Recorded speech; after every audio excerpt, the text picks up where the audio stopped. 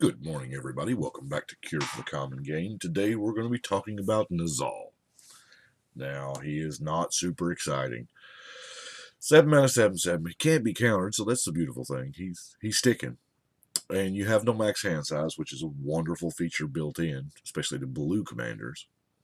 And whenever an opponent casts a non-creature spell, you get to draw a card, so he's going to fill your hand up.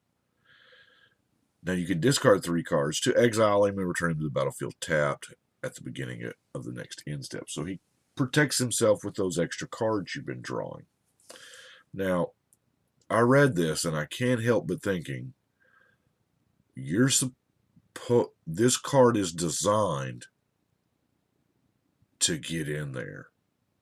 It's a 7/7, which is a perfect 3 hits with commander damage to commander damage somebody out. And it is. So I was like, well, that 7/7 caught my attention first, and then the fact it can't be countered. He protects himself. He, she, it. This dinosaur fish, whatever. So I was like, well, challenge number 1 is putting him out. So I have a suboptimal ramp package, and the reason why I say suboptimal ramp package is this guy just did not really motivate me that much. I don't know why, because, I'm not sure. But we're going to roll through it here and see what we got. We have a Mind Stone, Star Compass, Sky Diamond. Yeah, it's wide border. Guardian Idol, Sapphire Medallion. Helm of Awakening is not really an obvious include, but you want your opponents to be playing things so you can draw more cards. So it helps you, it helps them help you, so it works. The Hedron Archive, the Urgolem's Eye. Paradise Plume is also another one. A lot of people don't think about it because it is for 4 mana for 1 mana. But you also get this crazy life thing. It may or may not help, depending on how many people are trying to commander damage you out. The Colony Gem is good for bounce lands. Now, obviously, I like to use it in black for Bojuka Bog, things like that. Blue Mana Battery, the old school mana storage. You can go way back with it. And just mount you up some mana. So a Worn Power Stone, a Sisay's Ring, the Chronotog Totem that we will probably never, ever, ever turn into a dude. Everybody's favorite sad robot, even though this is not the sad robot art. Silver Mirror, and of course Lashley in our ramp is the High Tide, because you gots to have the High Tide because you can just, yeah, it's sick. So then I thought, well, all right, so I've got my dude out there. What do I do? Well, I swing with him, and that's it. That's the long and the short of it. But I wanted ways to protect. So I don't do a lot of actual counter magic in EDH, y'all know that. But I did here because we have a glass cannon, or well, not really a glass cannon. It's a one-trick pony. And I'm going to play my general. I'm going to get in there. So we're running counter magic to protect just in case we don't have the 3 cards, or there's some cards that are just, that'll deal with it that's not anyway. So probably the full gamut of counter magic. I mean, Hinder, Last Word, Thwart. Swindle's kind of like ramp and counter, so it totally fits. Rewind because it's free. Wait a minute. Why are you not focusing here now? Dismiss. Cryptic Command. Fairy Trickery. A lot of people don't even know that Dismal Failure exists. I like it. I mean, it's the perfect combination of insult and injury. Broken Concentration. Love that new name, Hornswoggle. And even some of the early ones, Ceremonous Rejection is now, it is so tempting to turn one counter their Soul Ring. It really, really is. And depending on the deck / player, I might. But y'all know why this is in there. For those giant artifacts / Eldrazi. Which is kind of the same reason why I'm running a null. But there are a lot of spells that cannot be countered. So you just end the turn while they're on the stack.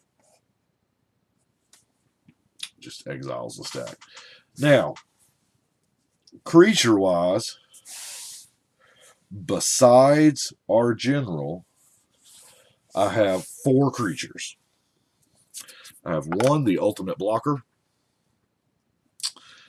I have Baral, Chief of Compliance to, you know, what was that, 17 or 18 counter spells? So when I counter something, I get to draw a card. Guile, keep what you kill. Keep what you counter, rather. And then Eon Chronicler, because undoubtedly we're going to be drawing tons of cards. Now, then I thought, well, I need to put cards in the deck I want to discard, or I don't mind discarding. So the first place I went to was Madness. Madness cards, there aren't a whole lot of blue Madness cards. I mean, it's not really known for it. Circular Logic is probably the best one, and damn it, it's the one I don't have. But Nagging Thoughts, meh. It's a little filtering, but if you're discarding it anyway to our general, it's almost like it's extra.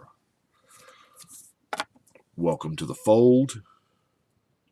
Stealing that creature. Now, Wonder does not have Madness, but Wonder I totally want to discard. So, I don't know what the flavor is of giant swimming fish dinosaurs taking flight, but it's cool. And a lot of creatures just can't block it then, because flying rock.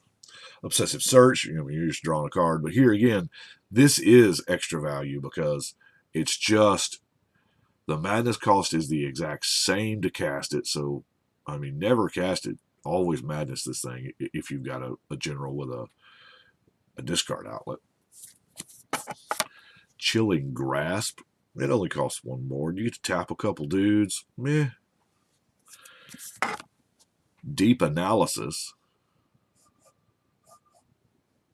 Just to draw some cards. Just the Wind. And the Moondrake. Now, oh yeah, I forgot the Moondrake. It technically is a creature, but more than likely, well, the downside here is it's got the same casting cost as the general. I don't know. I may not like this guy. I mean, he's 5/5 and he's flying and all, and the turn he comes into play gives you general flying because that's how you're going to order it. But and when he dies, you get to give your general flying again. I don't know. I think this is just another body for me. I'm not a fan. Once I find something better, i.e. a little more, I don't know. Like I said, I'm not really stoked about this particular deck. I tried to do the best I could. Now, Whisper Silk Cloak is going to get us in there because that unblockable and Shroud is too good. Too good. Really don't care about the drawback of Shroud versus Hexproof in this particular deck, but my other version is, of course, Cobbled Wings because it's silly. Flying. at the like pre-release and stuff, I rocked this card because there's nothing cooler than a Gishath with cobbled wings. It's beautiful. Um, my enchantment is diplomatic immunity, which, what is the phrase? Is criminally underplayed. This thing, generally, Mercadian Mask is seen as a just ridiculously horrible set, but this common is, ooh, it's so good. Um, it has Shroud, and it gives your creature Shroud, so it's an amazing thing.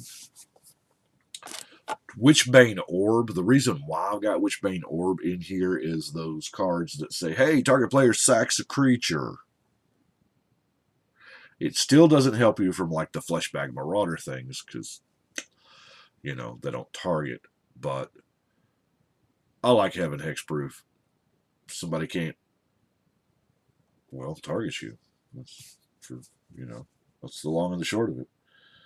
Um, Archmage Ascension, because, you know, I don't feel like it's going to be that hard to make this go off. Maybe I'm wrong. Maybe I need a little more card draw in there. Howling Mines or something like that.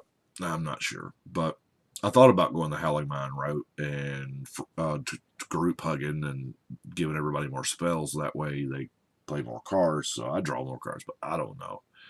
I've got some room in here. I'll admit I haven't played this one yet, so we'll have to play it and see how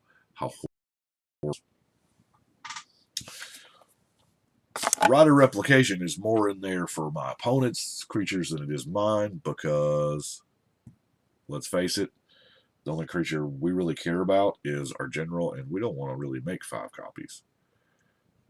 Yeah, Rider Replication costs 9 in my mind. That's just how it is for me. I want 5 copies. We all want max value. Um, Etherize and River's Rebuke because I'm out of Cyclonic Rifts. Cyclonic Rift is so good. Even running the whoop, so expertly can't put it in the box. Brawl's Expertise. This can be an actual beating. You're bouncing 3 of their creatures. Yeah, I mean, you can hit artifacts too, but what else? Bouncing 3 of their creatures, and then you get to put, I don't know, it's probably going to be a mana rock. Okay. Our 3 last little cards here. The Pendril Mist, I mean, why not? Because we don't have a lot of dudes, and Pendril Mist is really, really punishing on the token decks. The downside is the token decks are the decks that have the most access to enchantment removal. So, yeah, what are you going to do? But Pendril Mist, a lot of people don't see coming, and if you catch them tapped out, they're just going to lose a chunk of their army.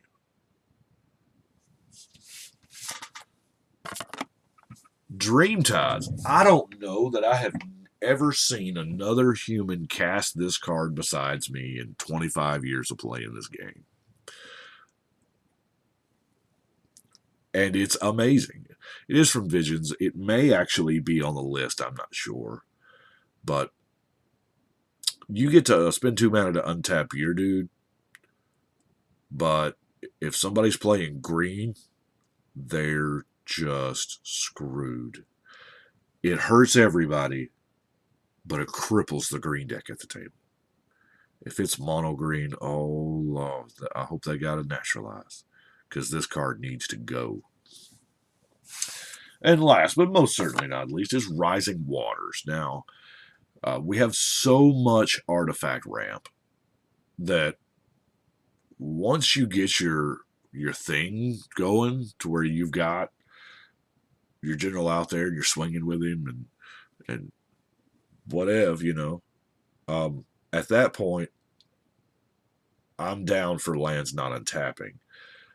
It doesn't give them access to as many answers. They have to save up for answers, and then when they save up, you're just going to counter it. So That's why I love the Rising Waters. Well, in this particular deck, I don't run it a lot, but that is what I have got for our Blue Elder Dinosaur. I do appreciate you watching. We're steadily chugging on. I know I missed yesterday. This was supposed to be yesterday, but that crazy work stuff. But y'all let me know what you think. But right now, we're going to shuffle and cut.